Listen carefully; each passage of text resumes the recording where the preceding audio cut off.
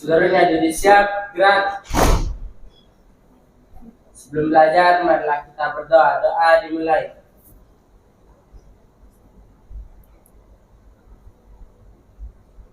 Doa selesai.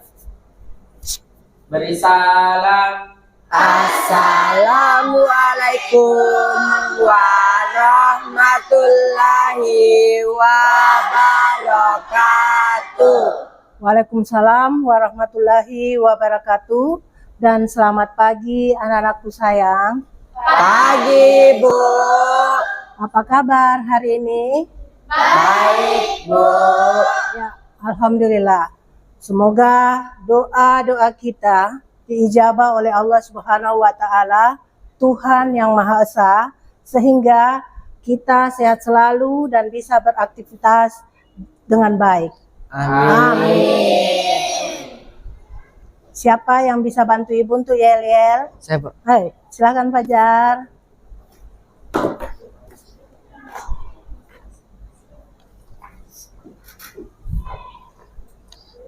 Dapur semangat. SMK Negeri 6 Makassar. Bisa.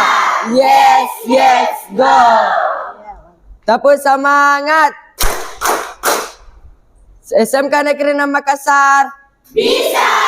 Yes, yes, go. Terima kasih. Baik, Ibu lanjut lagi.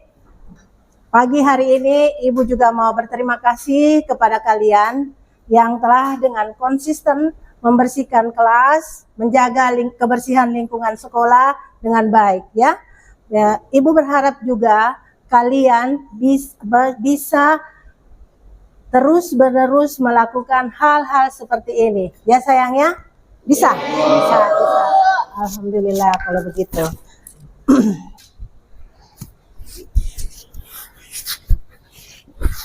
Siapa yang tidak hadir pada hari ini? Siapa? Aisyah. Anak. Ibu absen dulu kalau begitu ya sayangnya. Sini absennya.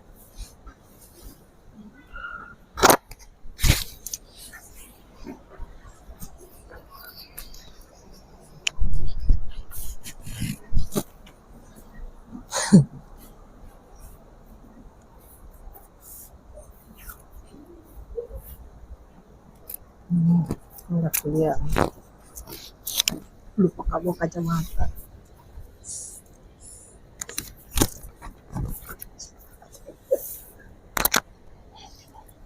Siapa tadi yang tidak hadir?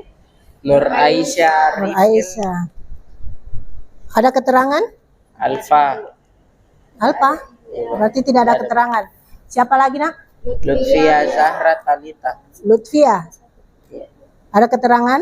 Sakit. Sakit. Siapa lagi sayang? 2 orang. Yang lain hadir. Iya, Bu. Baik.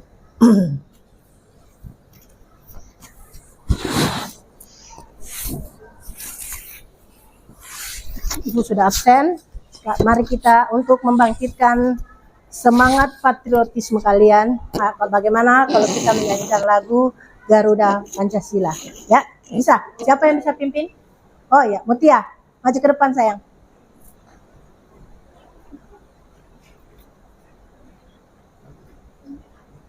Sudah Mutia.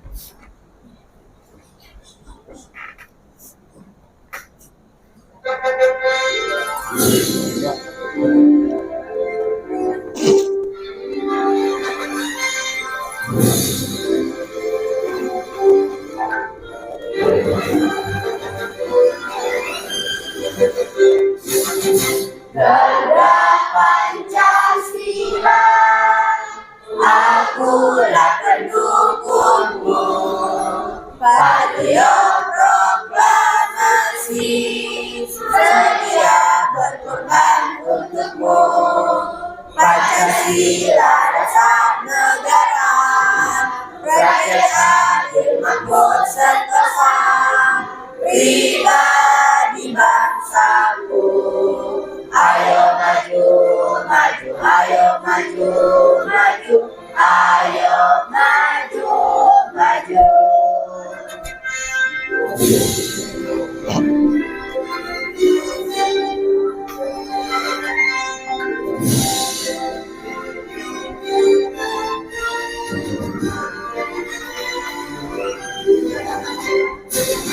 Garuda Pancasila, akulah pendukungmu, patriot proklamasi, sedia berkorban untukmu. Pancasila dasar negara, rakyat adil makmur sentosa, pribadi bangsaku. Ayo maju, maju, ayo maju, maju, ayo maju, maju.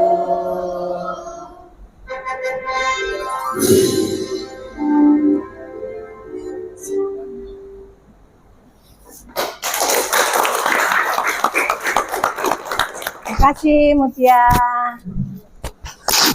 Ya, sebelum kita nantinya sharing, sebelum kita juga melakukan diskusi, Ibu mau tanya-tanya dulu, bisa? Bisa. Masih ingat pelajaran pekan lalu? Masih, Bu. Tentang apa coba? Teori masuknya agama Islam ke Indonesia. Iya, bagus. Teori masuknya agama Islam ke Indonesia. Terus ada beberapa teori. 4, Bu. Apa? Coba sayang. Apa coba? Teori Gujarat, teori Mekah, teori Persia, dengan teori Cina. Good, bagus sekali. Teorinya ada 4, ya. Terus ada yang tahu Islam masuk ke Indonesia dengan cara apa? Dengan cara dakwah, perkawinan, pendidikan. Iya, bagus sekali. Berarti kalian masih ingat pelajaran-pelajaran tentang teori masuknya Islam ke Indonesia. Ibu senang sekali karena kalian masih mengingat ya sayangnya. Lanjut kita pada hari ini kita akan memasuki materi baru yang tetap ada kaitannya dengan tentang agama. Adapun tujuan pembelajaran dari materi kita ini, oh ya, Ibu lupa. Materi kita pada hari ini yaitu teori masuknya agama Hindu-Buddha ke Indonesia. Adapun tujuan pembelajaran kita pada hari ini, siapa yang bisa baca? Oh ya. Tujuan pembelajaran 1. Peserta didik mampu menjelaskan dan menganalisis sejarah perkembangan agama Hindu-Buddha di Indonesia. 2. Peserta didik mampu menjelaskan dan menganalisis teori-teori tentang masuknya agama Hindu-Buddha di Indonesia. Iya, bagus sekali. Ibu ulangi lagi supaya lebih jelas. Tujuan pembelajaran kita pada pagi hari ini yaitu 1. Peserta didik mampu menjelaskan dan menganalisis sejarah perkembangan agama Hindu-Buddha di Indonesia. 2. Peserta didik mampu menjelaskan dan menganalisis teori-teori tentang masuknya agama Hindu-Buddha ke Indonesia. Ya, Nak ya? Iya, Ya. Bu. Sekarang kita amati gambar dulu. Ini menyangkut dengan teori kita hari ini, yaitu masuknya agama Hindu-Buddha ke Indonesia.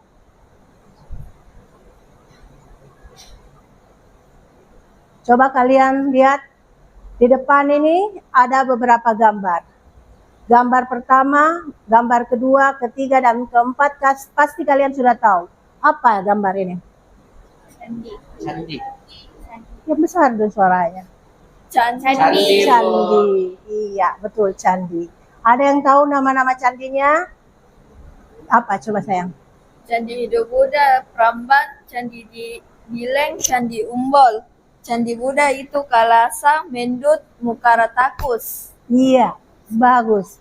Ini adalah gambar Candi Borobudur, Prambanan, Waratakus, dan Candi Mendut. Hindu. Iya, betul. Itu.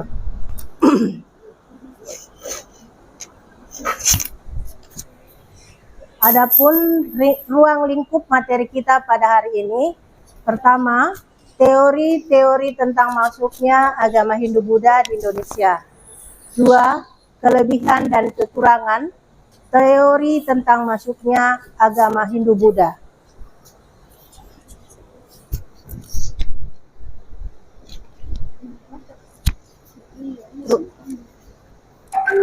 Jadi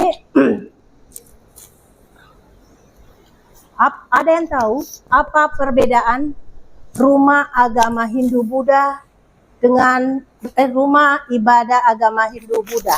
Ada yang tahu agama Hindu bagaimana bentuknya, Buddha bagaimana bentuknya? Apa sayang? Candi Hindu lebih ramping dan tinggi, sedangkan Candi Buddha lebar dan pendek. Iya, betul. Candi Hindu memiliki pintu menghadap barat, sedangkan Candi Buddha memiliki pintu menghadap timur. Candi Hindu digunakan untuk tempat penghormatan orang meninggal dan raja, sedangkan Candi Buddha digunakan untuk tempat beribadah. Iya. Very good. Ya, itu tadi perbedaan antara rumah ibadah atau tempat sembahyang antara agama Hindu dan Buddha. Memang kelihatan seperti candi bentuknya sama, tetapi ada detail-detail yang beda di antara keduanya. You understand, nak? Bisa? Yes. Paham di sini? Iya, Bo. Terus materi ini ada 4 teori, yaitu teori apa? Siapa yang bisa jawab? Fajar? Ada 4 teori, yaitu teori Waisya, Brahmana, teori Ksatria, dan teori arus balik. Iya, betul.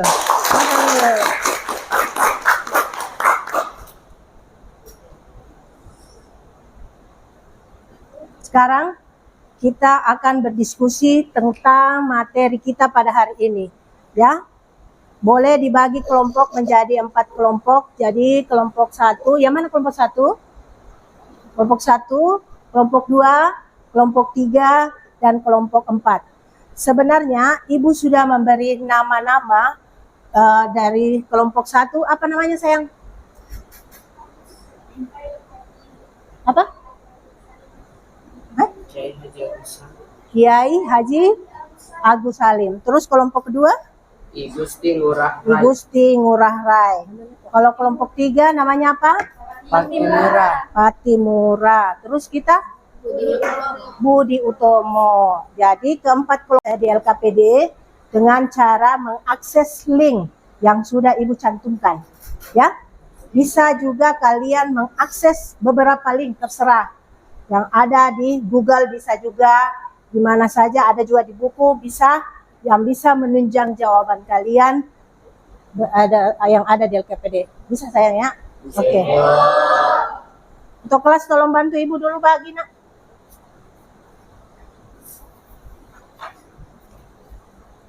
Ini kelompok 1. Kelompok 3.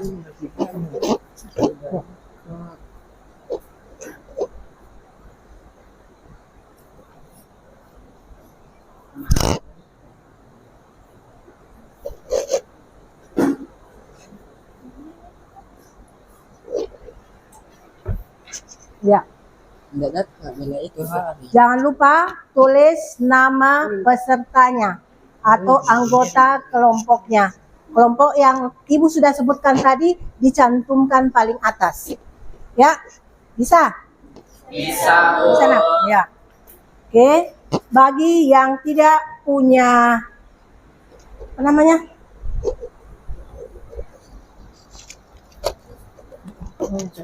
Sudah ada.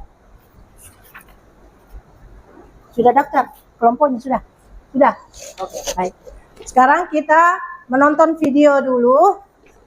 Boleh kalian saksikan di layar. Ini nama kelompoknya. Kelompok 1 tadi Ibu sudah sudah sebutkan, ya. Jadi diperhatikan, ya, sayangnya. Tandai, coba tandai, Bu. Sudah tulis. Oh, ya.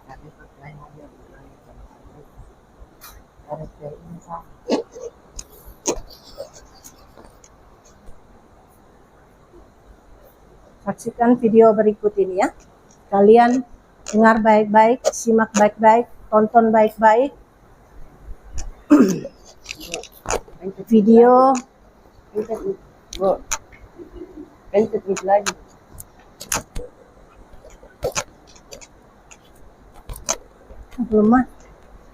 Belum nampak.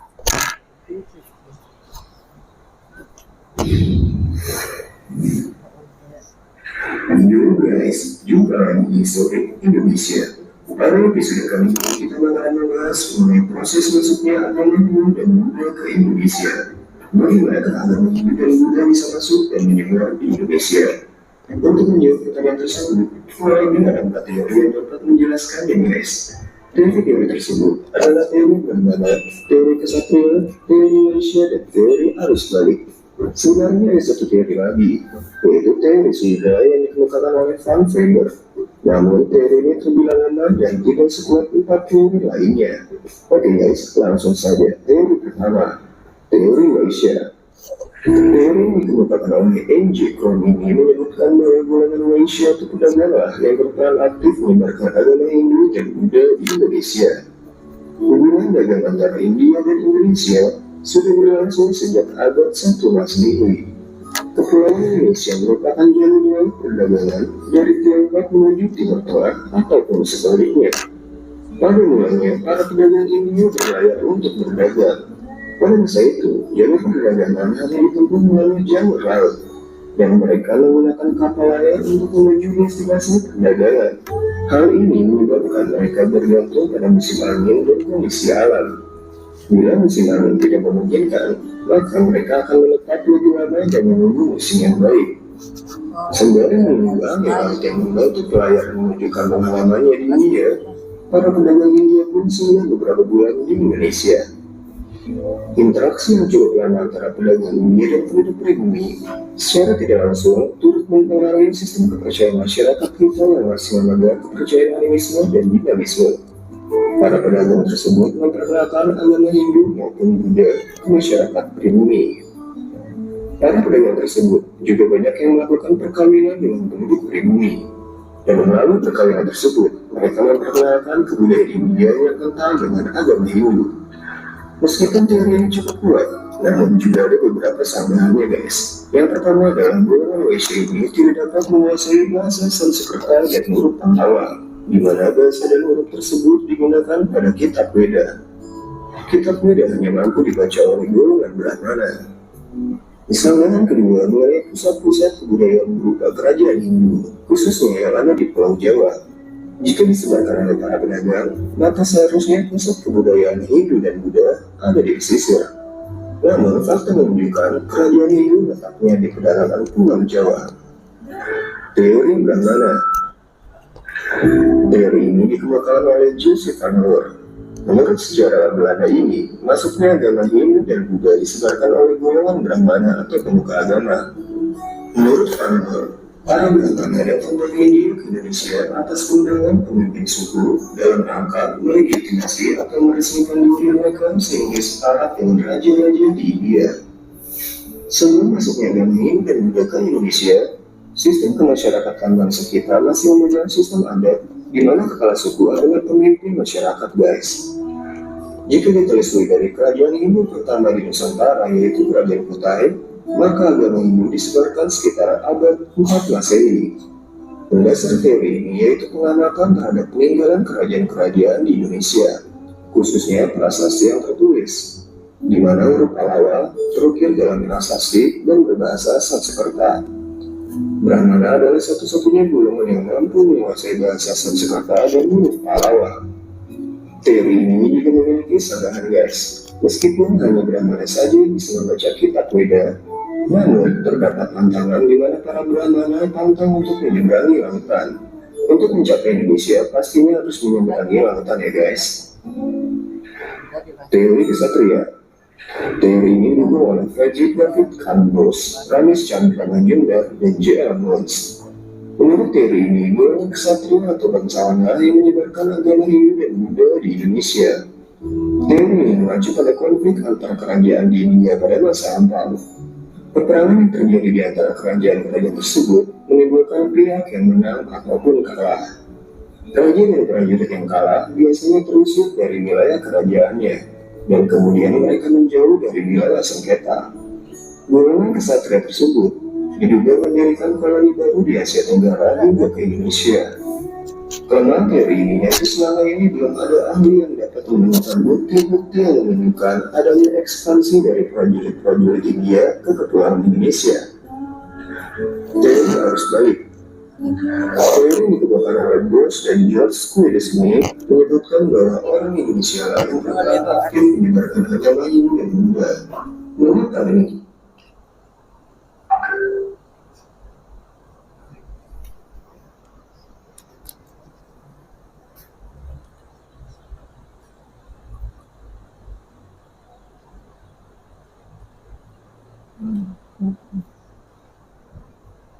Error.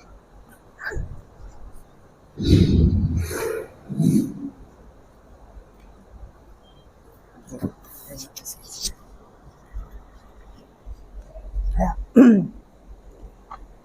Karena ada gangguan teknis, ya, jadi videonya tidak tuntas. Tidak apa-apa, tapi kalian sudah ada bayangan ya dengan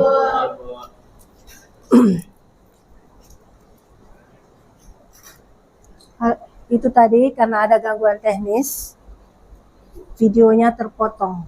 Tapi tidak apa-apa, Ibu meyakini kalian bisa menjawab dengan baik dan bisa mengakses link-link yang ada yang berkaitan dengan materi kita pada hari ini. Ya sayang ya, bisa. Ya. Tolong kelompoknya, kelompok 1, ya, kelompok berapa ini? 4 ya. Geser sedikit sayang, supaya tidak menyatu. Ini agak ke sini, bisa? Ya, tarik. Mejanya digeser sedikit. Ya.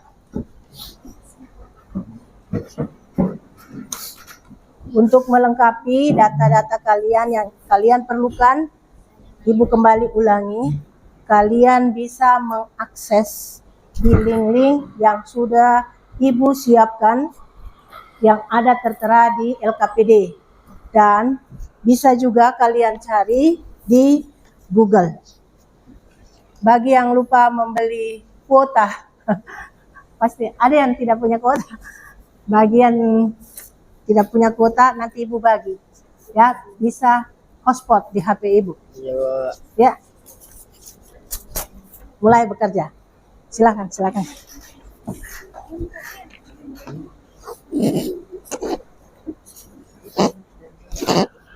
Mana HP-nya sayang? Oke. Ya.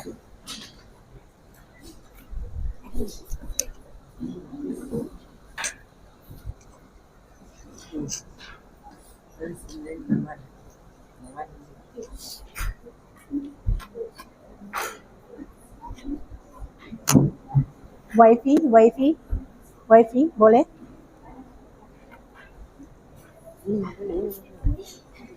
Wifi yang ada di sana bisa kalian ikut.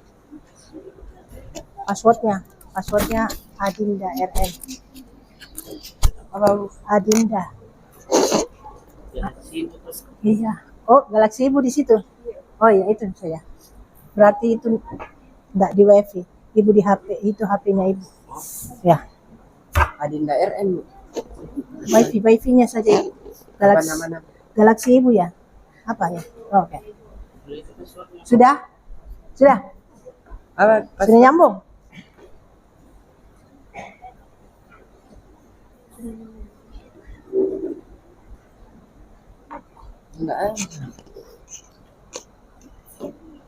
Enggak bisa scan.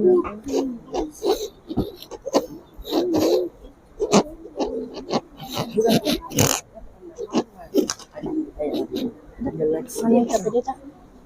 Oh ya, mana yang foto-fotonya? LKPD-nya satu mana nak? Sama di belakang. Iya, banyak. Kalau ada yang tidak dipahami, bisa ditanyakan kepada Ibu ya sayangnya. Ya, coba mana LKPD yang tadi? Bagi ke belakang. Lanjut nak, tidak apa-apa. Gelap-gelap juga. Nah, nanti kan itu.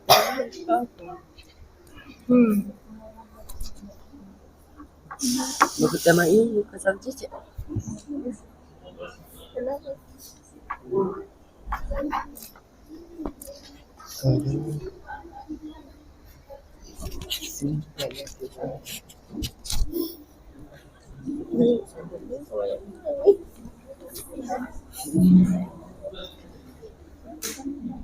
Wala. Aku udah bantuin.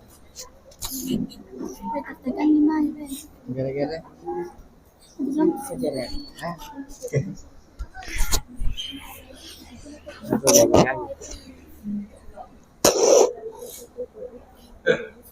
Mati lampu bisa merekam, Pak Rahmat.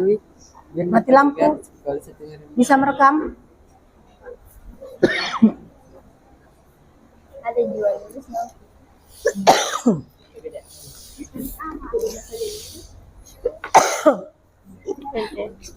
Di mana yang followers juga fallback mah. Iya, enggak, bukan di sini apa. Di rumah.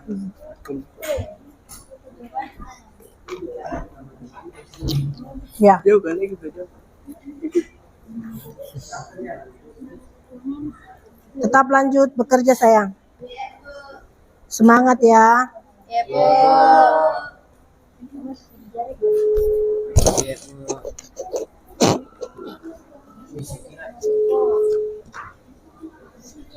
Dokter apa tadi? Dokter atau dokter? Di apa sih ini?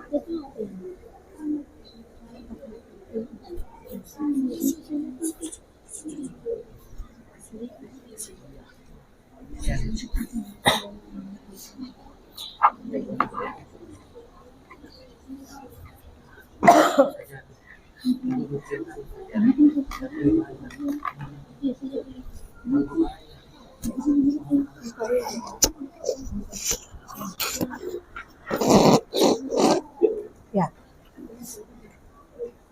Mati lampu kalian masih bisa lihat? Bisa, Bu. Masih terbaca ya sayang ya? Bisa? Bisa, Bu. Ya. Semangat.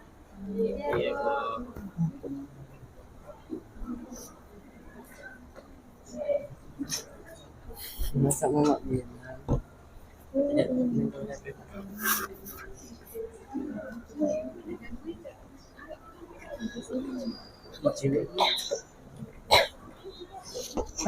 Ibu Akram, Bu Nah, kenapa lagi? nyanyi itu. Akram.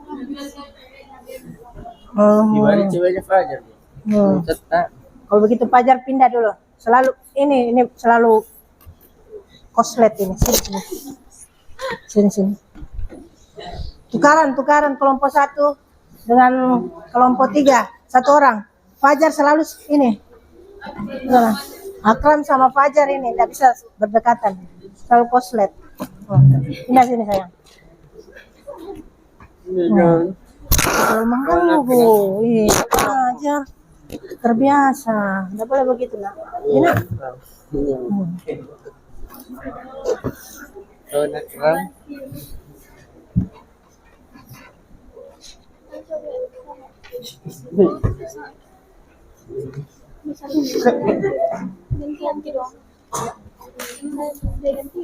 Ada masalah?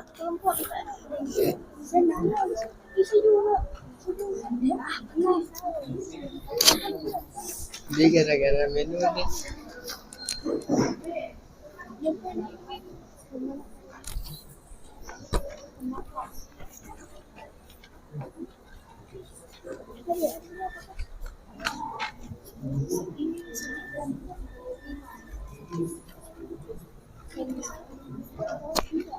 Ini yang sedikit.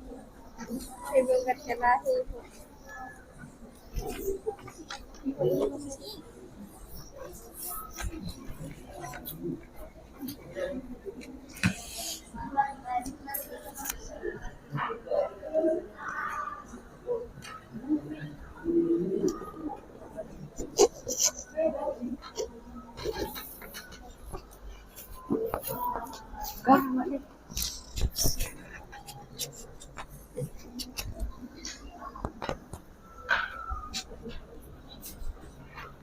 Siapa?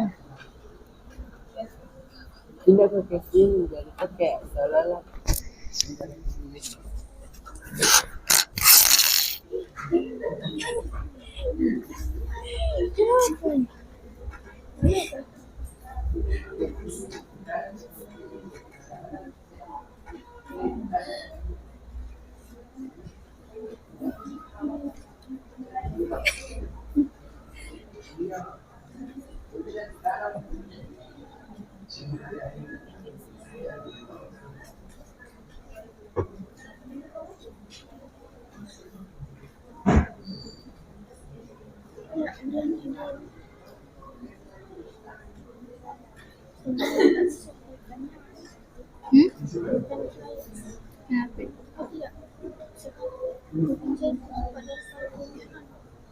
Enggak, saya coba lebih ke suasana berpencet ya panas. Kayak kalau berpencet panas panas. Kalau berpencet rasanya kayak biasanya enggak.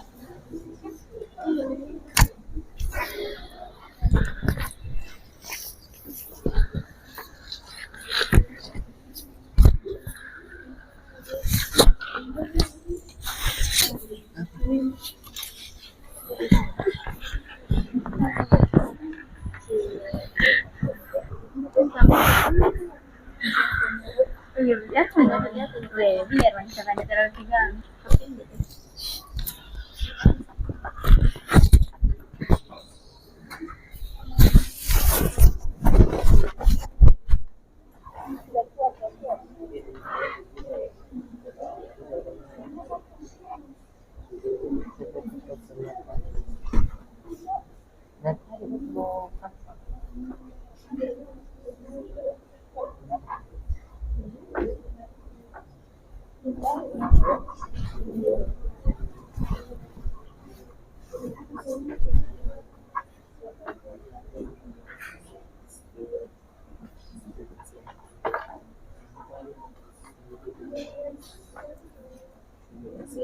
Loh, kembali lagi. Kamu pindah ya. Gimana di situ?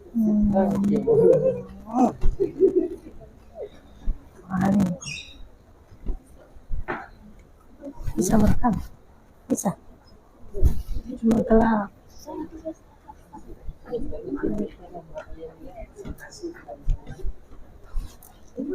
Dipercepat saja ya. Kenapa? Iya, tapi sebelum maju kamu ya.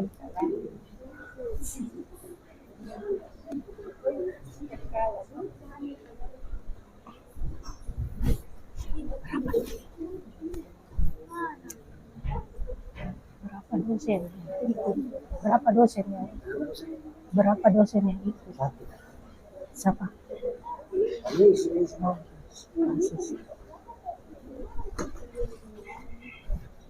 Dipercepat saja di karena mati lampu nih. Sudah ada yang selesai? Karena mati lampu kita percepat saja. Sudah ada yang selesai? Sedikit lagi? Ya, Bu. Ya. Halaman terakhir nih.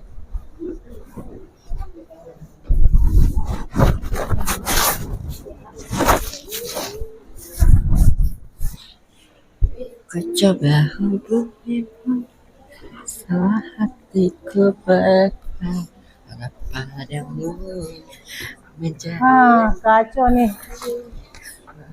bunga. Mati lampu. Yoi, mana? Mati lampu ya lah. Bagaimana kelompok 1? Ini kelompok 1 nih, Bisa? siap-siap. Kelompok 2? Sedikit lagi? Oh ya. Memang sebenarnya waktunya masih panjang, cuma karena mati lampu dipercepat.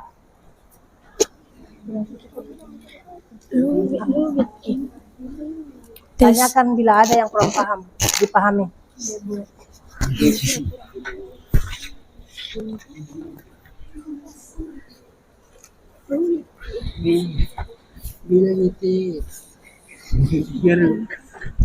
Sebentar, kalau temannya presentasikan hasil temannya, pakai center HP saja. Oh iya Bu. Iya Bu. Kalau presentasi pakai center HP. Apa? Presentasi Sudah dengar? center HP. Sebentar. Halo? Sebentar. Kalau misalnya kalian presentasi terus masih mati lampu, pakai center HP saja. Bisa? Dina? Iya, satu orang yang naik, maju. Ya.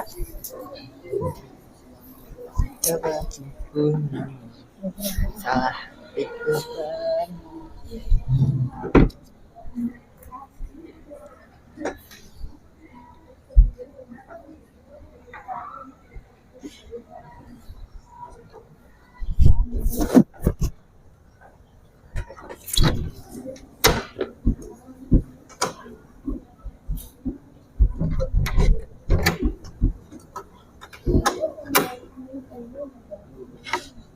AC tidak berfungsi.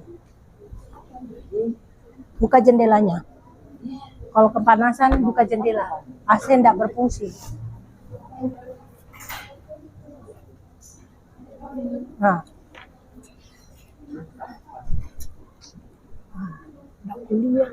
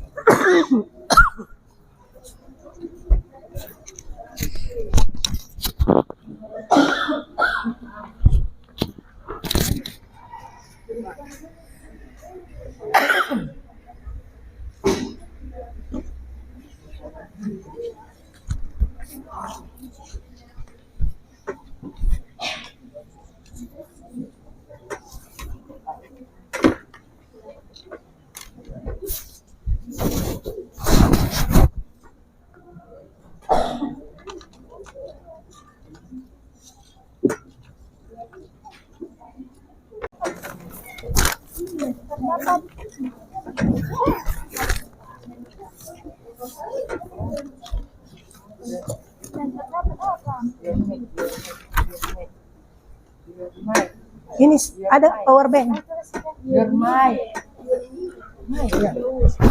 Sudah selesai? Baik. Siapa yang bisa maju ke depan? Duluan.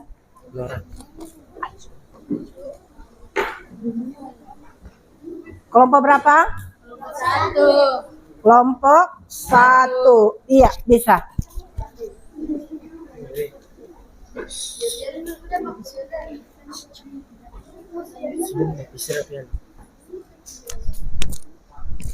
Kiri kudung.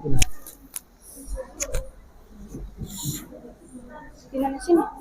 Sini. Suaranya dibesarin ya. Ini sini.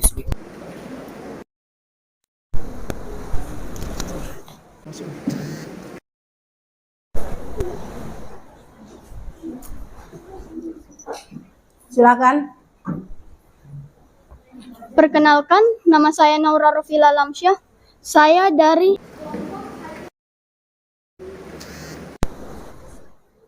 Bisa lihat satu orang center, pakai center. Bantu dengan ya. Bantu nak. Ibu juga ndak lihat.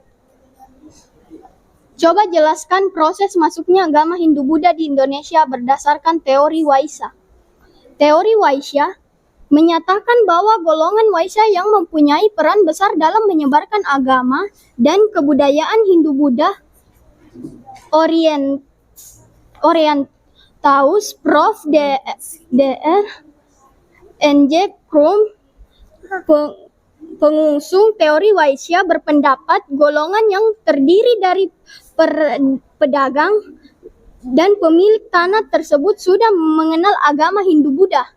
Kedatangan golongan Waisya ke Indonesia, kata Krum, juga memperkenalkan agama dan kebudayaan Hindu-Buddha pada rakyat Indonesia. Di samping berdagang, golongan ini diyakini menetap sementara waktu dan tidak jarang juga menetap pameran di Nusantara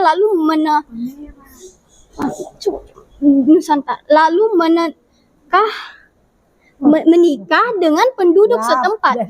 Iya.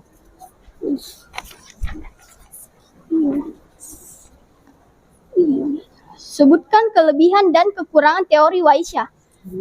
Kelebihan, memperkuat pendapat bahwa agama Hindu-Buddha dibawa oleh para prajurit.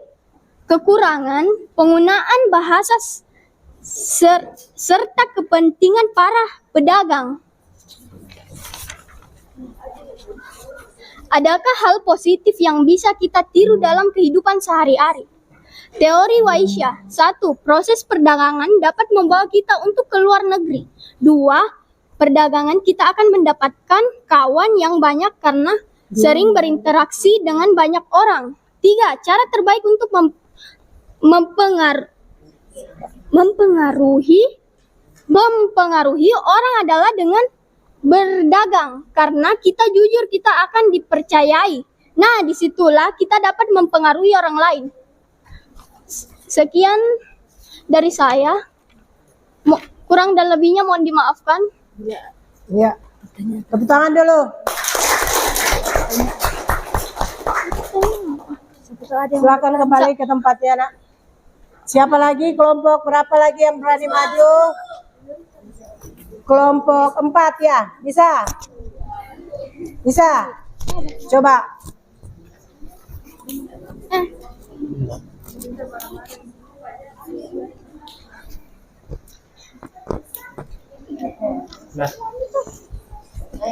Nah, Nadia, kelompok 4. Nadia. Y. Semua. Ya, bisa satu orang. Dari kau, Ji.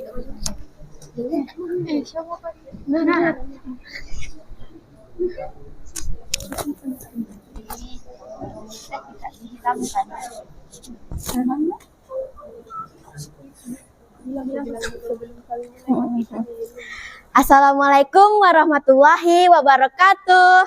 Waalaikumsalam.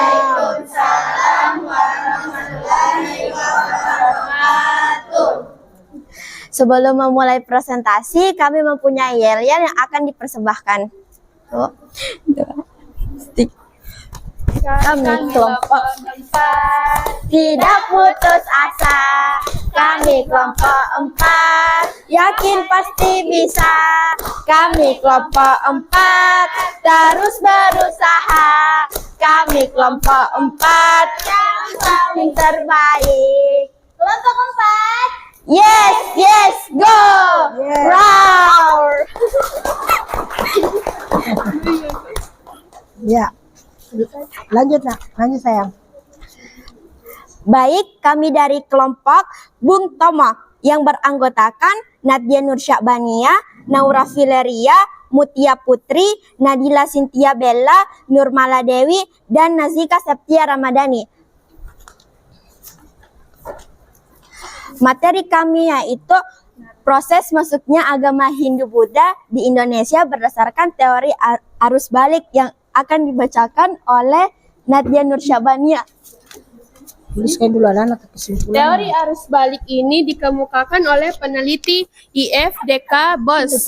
Teori ini menyatakan bahwa golongan Brahmana semula menyebar ke penjuru dunia melalui jalur yang digunakan pedagang. Di beberapa tempat, golongan Brahmana berupa berupaya berhubungan dengan warga lokal dan memperkenalkan ajaran agamanya.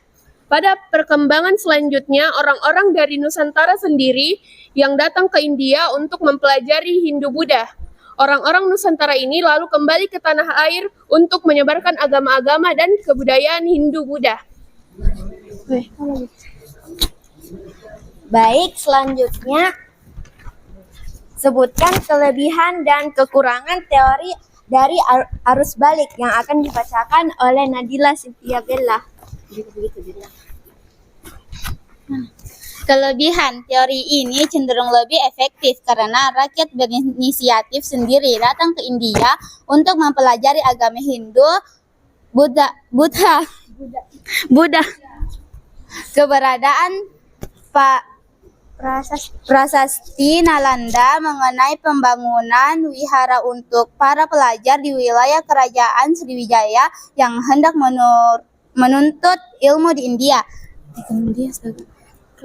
Kelemahan teori ini terdapat ketidaksetujuan dari sebagian sejarawan yang berpendapat bahwa masyarakat pada masa itu masih bersifat pasif. Oleh karena itu, kecil kemungkinan bangsa Indonesia pergi jauh ke India untuk mempelajari agama Hindu-Buddha dan menyebarkan di tanah air. Sudah kemana? Ada di sana. Dewi.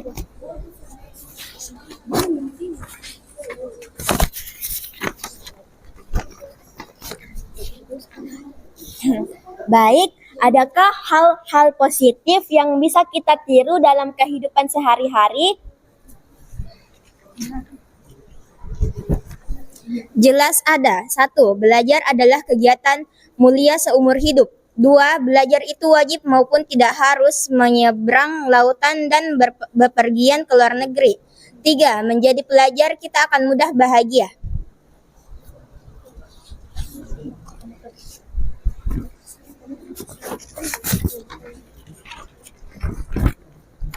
Baik, dari hasil presentasi kami, adakah yang ingin ditanyakan? Oke, Akram. Baik, terima kasih atas kesempatannya. Saya perwakilan dari kelompok 2 ingin memberikan pertanyaan ke kelompok 4. Siapakah orang yang kemukakan teori arus balik?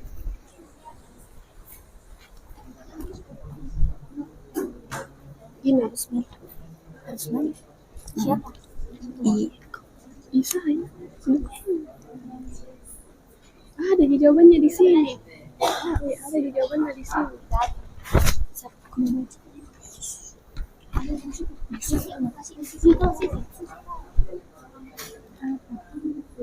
Teori yang orang yang menggunakan teori arus balik adalah peneliti.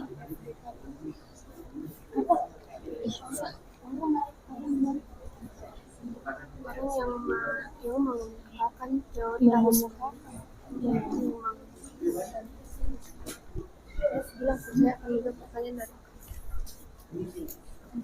Saya akan menjawab pertanyaan dari Akram. Orang yang kemukakan teori arus balik adalah IFDK Bos. Oke, itu.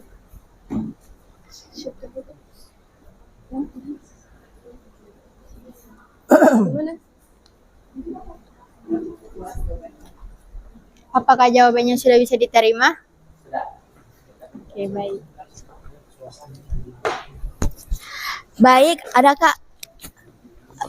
Adakah pertanyaan yang akan ditanyakan lagi?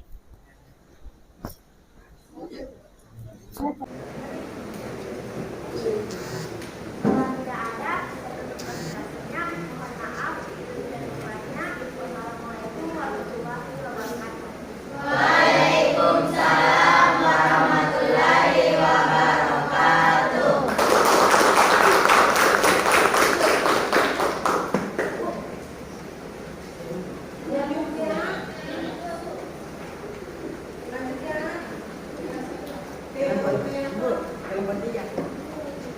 Kelompok 3.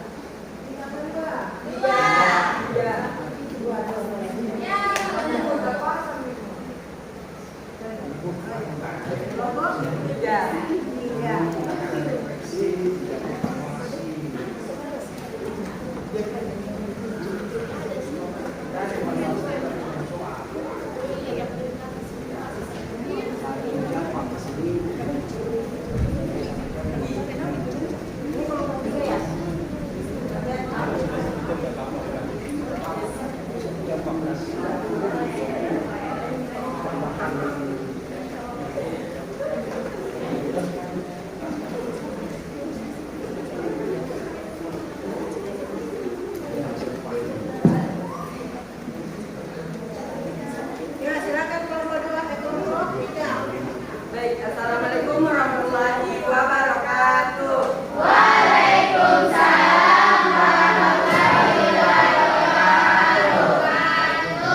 Baik, ada suatu pepatah yang mengatakan tak kenal maka tak sayang. Maka dari itu perkenalkan, nama saya Muhammad Fajar dan di sebelah saya ada dan kami akan mempresentasikan hasil kerja kelompok kami.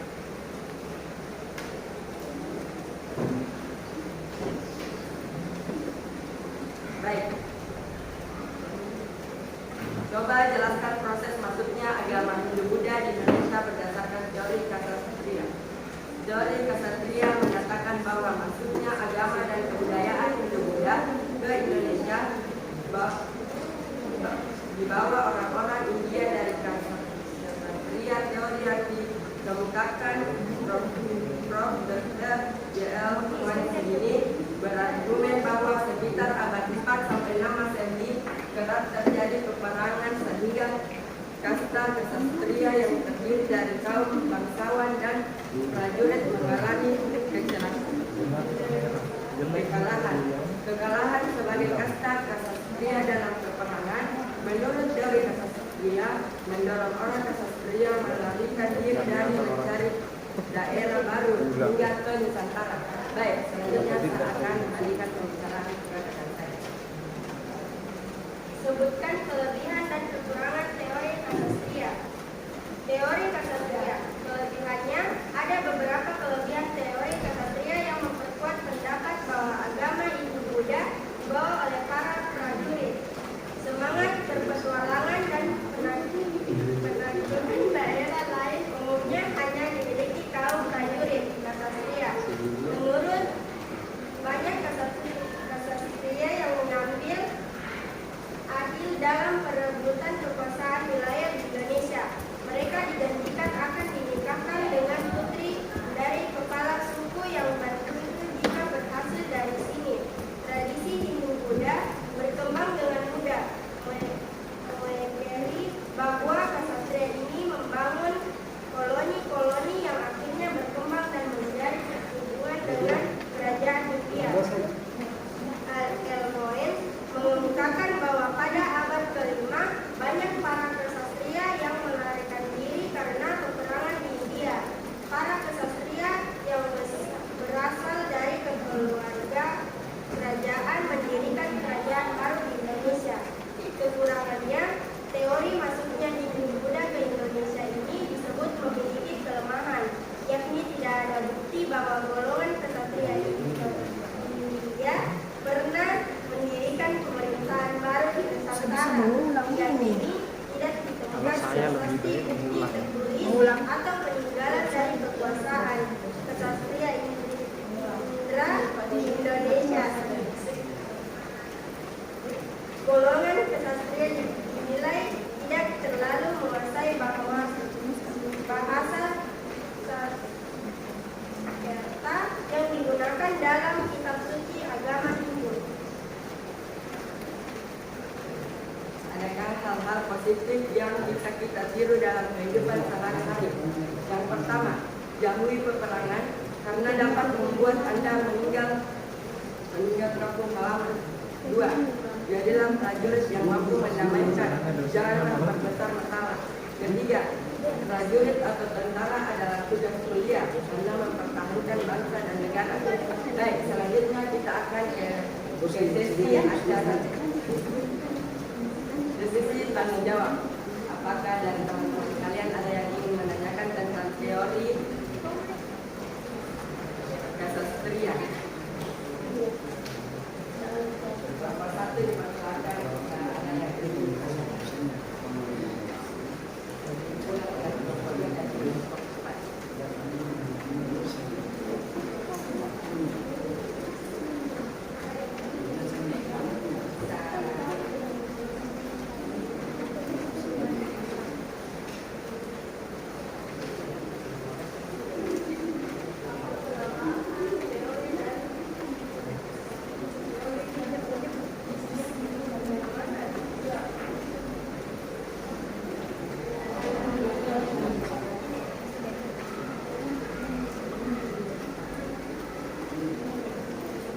Baik, seperti yang tadi kita katakan, kelemahannya adalah teori masuknya Hindu-Buddha ke Indonesia ini disebut memiliki kelemahan, yakni tidak ada bukti bahwa golongan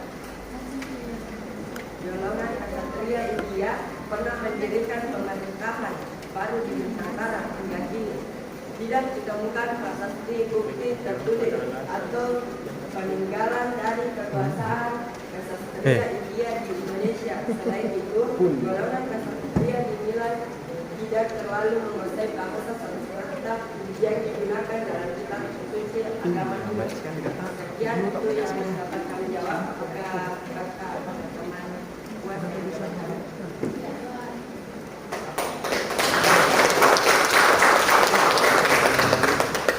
sekian dari kami. Wassalamualaikum warahmatullahi wabarakatuh. Waalaikumsalam warahmatullahi wabarakatuh.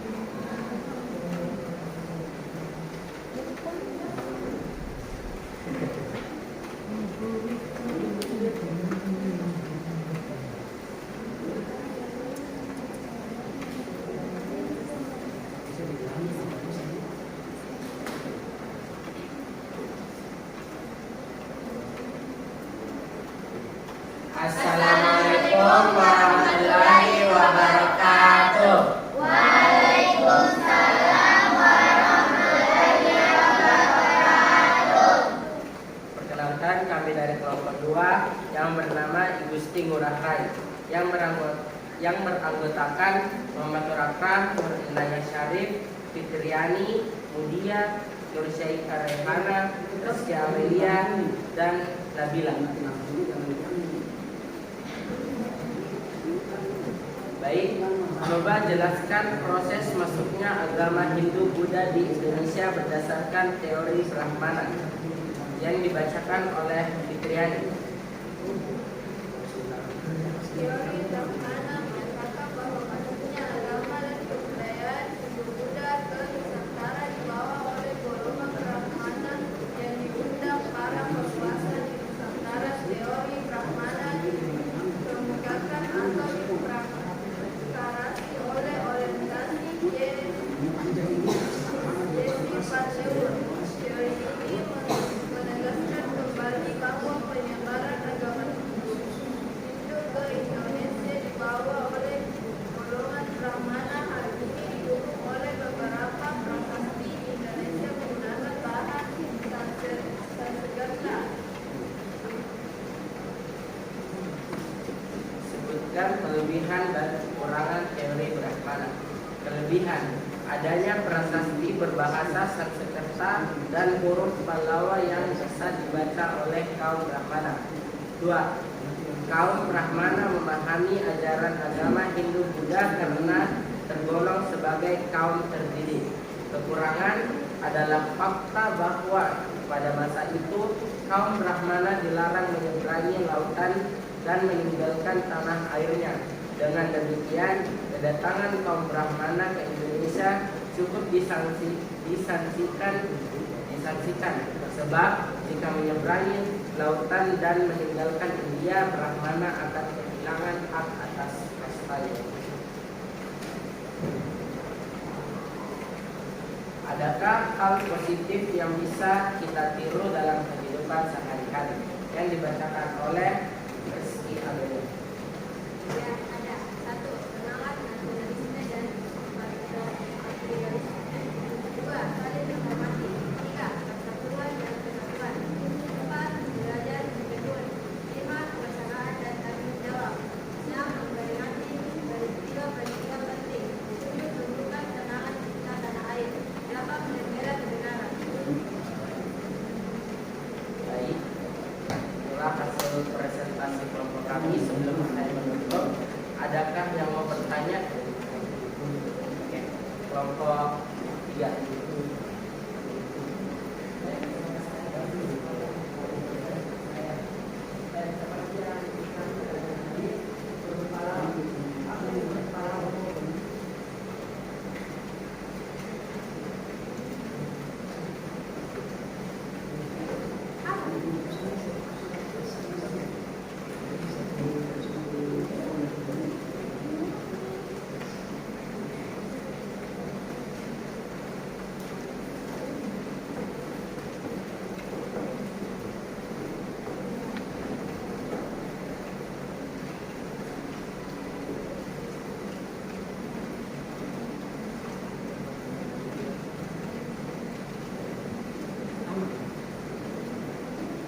Jawabannya akan dibacakan oleh Priani.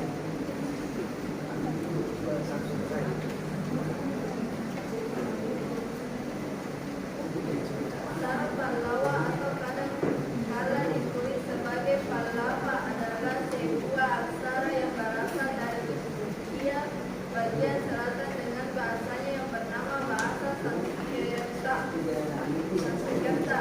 Aksara ini muncul di aksara Pallawa awalnya dipakai oleh ahli arkeologi Belanda Nicolaas Johannes Krop. Baik, apakah jawabannya sudah bisa diterima? Terima kasih. Ada lagi yang mau bertanya? Oh, bentar.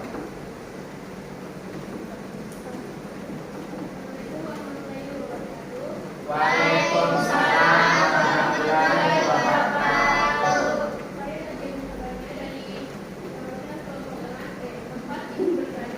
Mengapa kaum Brahmana dilarang meninggali dan menyeberangi lautan?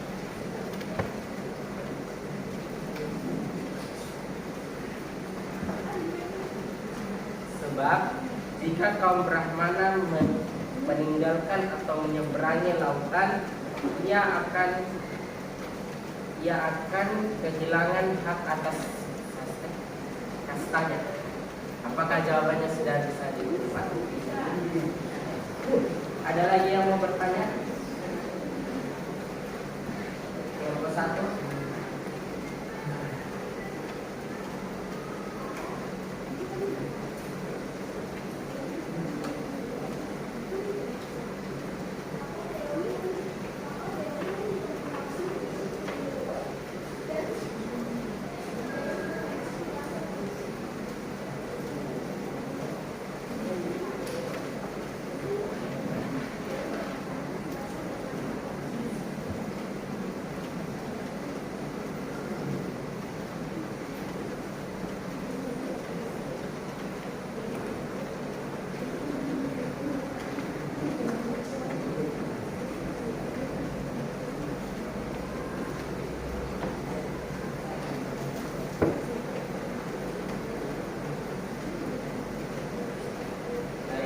akan menjawab pertanyaan dari kelompok 1.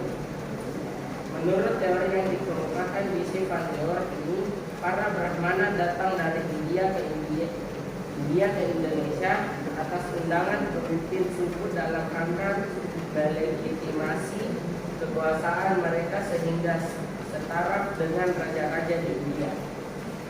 Apakah jawaban sudah bisa diterima?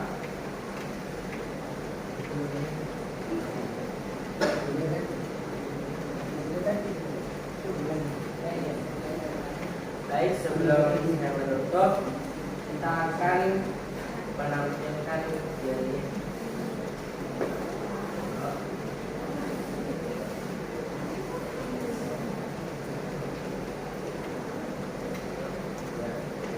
sapa teman-teman. Hai. Sapa teman-teman. Hai. Mana kecupanmu?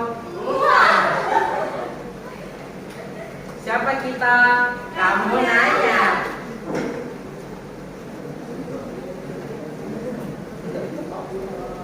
Kami kasih tahu ya. Kami dari kelompok Gusti Ngurah Rai. Asik-asik. Jos.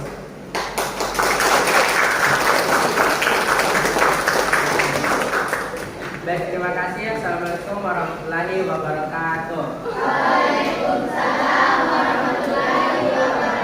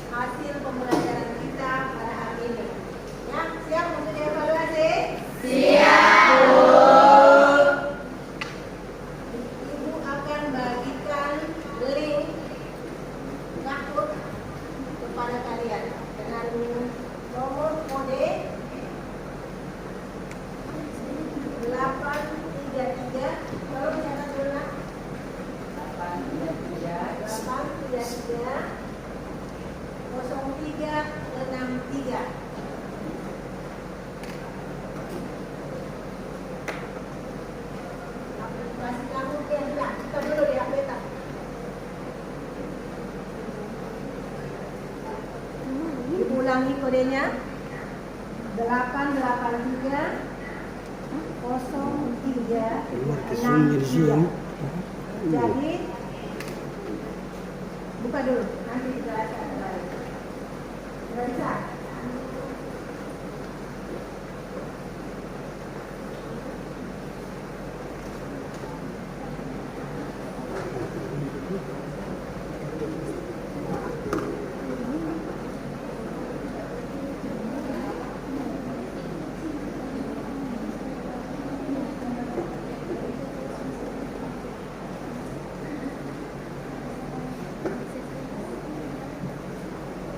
Ya,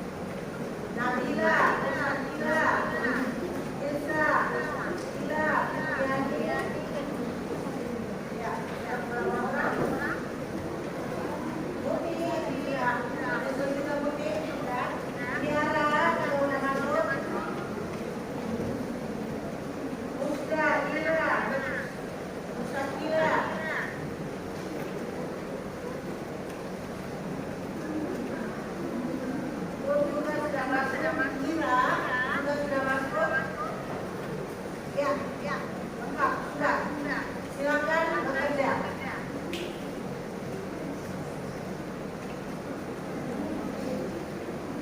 Mutia, sudah bisa 2 orang belum? Ada yang namanya.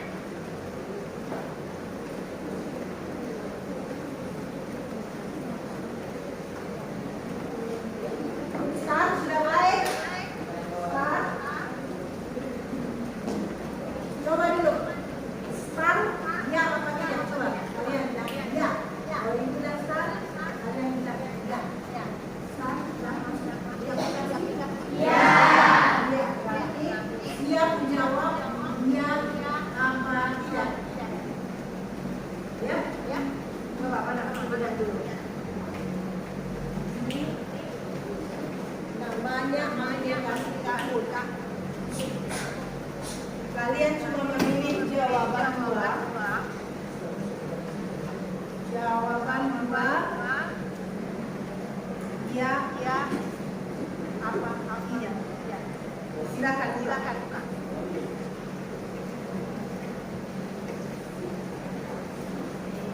Kalau sudah selesai, angkat tangan. Ibu kalian yang dikasih siapa? Sudah jawab. Berapa nomor? 1. Ya. Nanti nomor 2.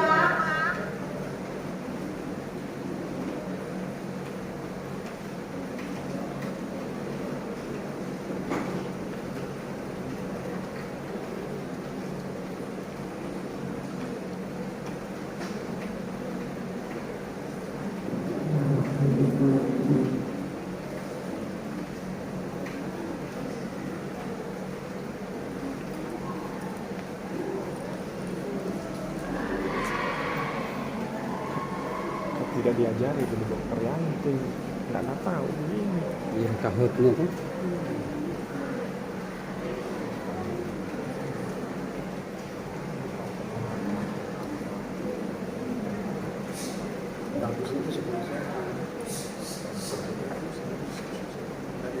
Sudah, nomor 2.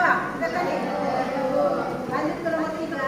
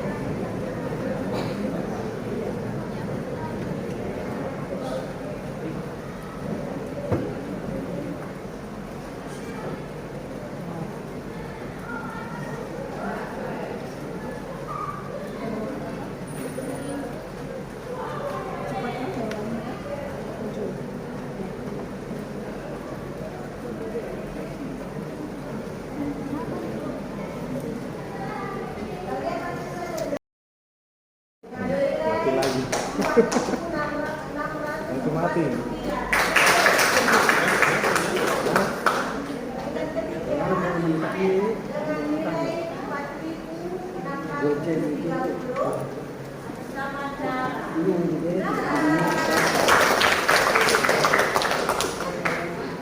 Sebenarnya ini tidak menunjukkan apa-apa. Biasanya kan kalau aplikasi biasanya keluar sendiri.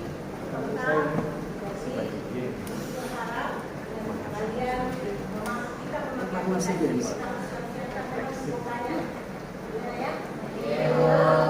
Kalian akan terbekal dengan sendiri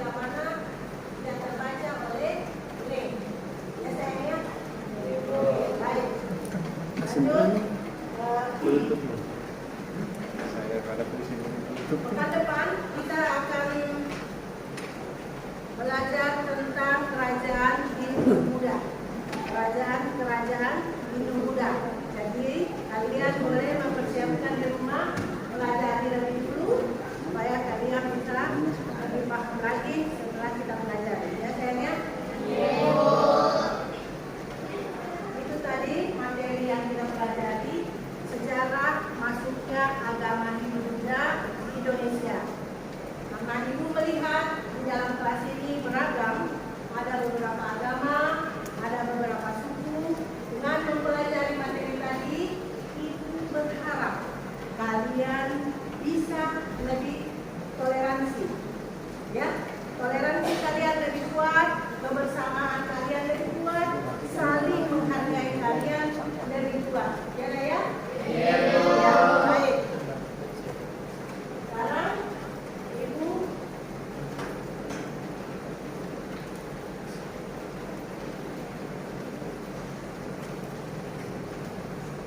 akan membagikan lembaran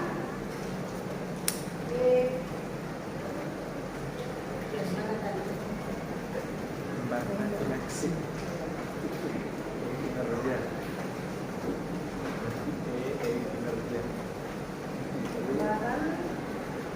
refleksi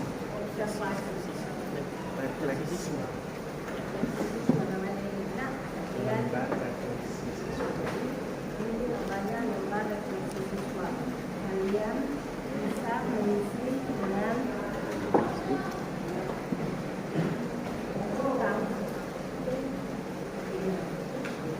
bagi dengan temannya.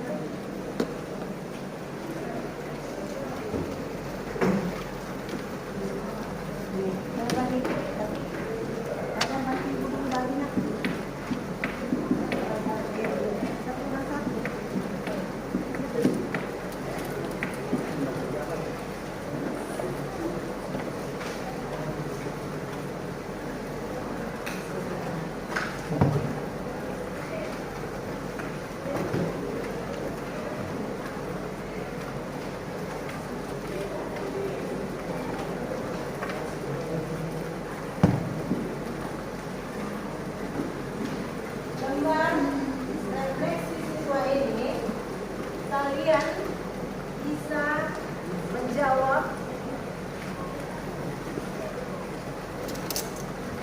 dengan cara mencetak.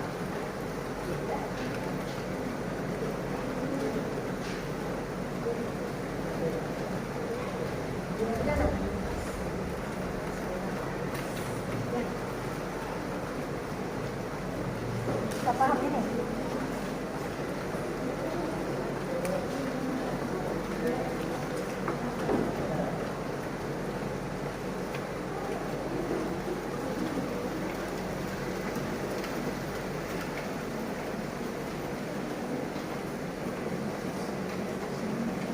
Lembaran ini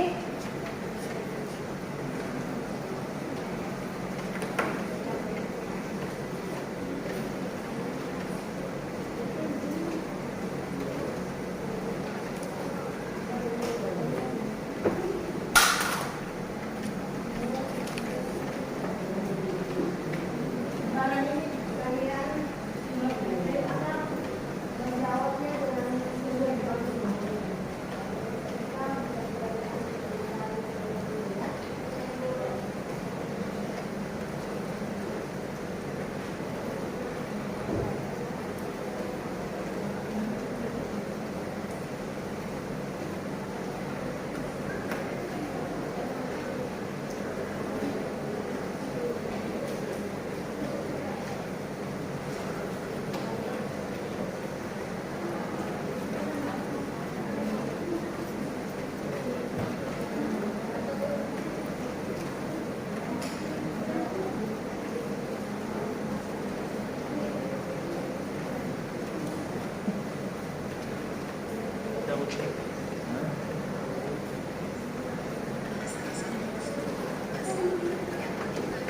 Banyak yang hantar dia tu.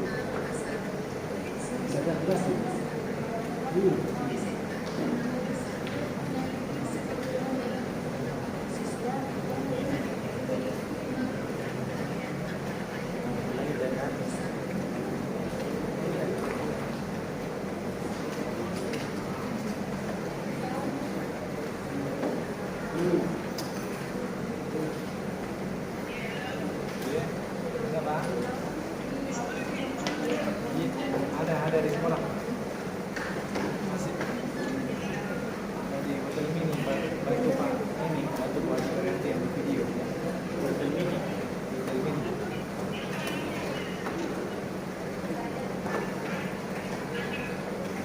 Gimana Pak?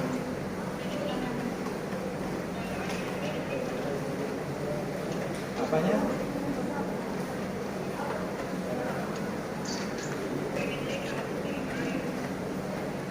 Oh iya, nanti saja kita ketemu Pak. Kita ke depan sebentar. Belum. Coba kita kasih lihat kan sekolah. Belum ada saya kirim.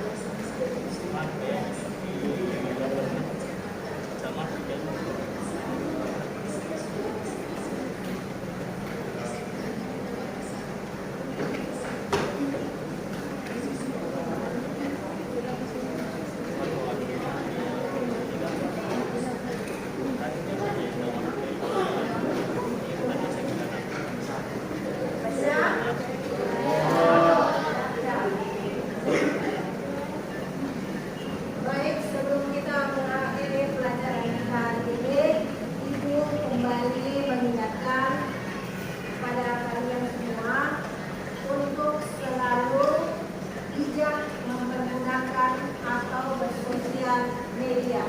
Ya. Harus lebih bijak mempergunakan sosial media, menjaga kesehatannya juga, dan harus dan wajib untuk bersikap selalu santun, sopan kepada siapapun. Ya. Assalamualaikum warahmatullahi wabarakatuh.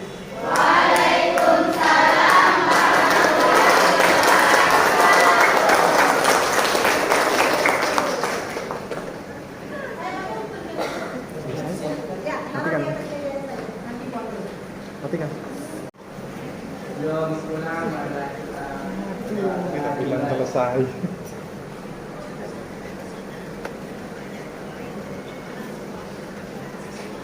Ya selesai. Beri salam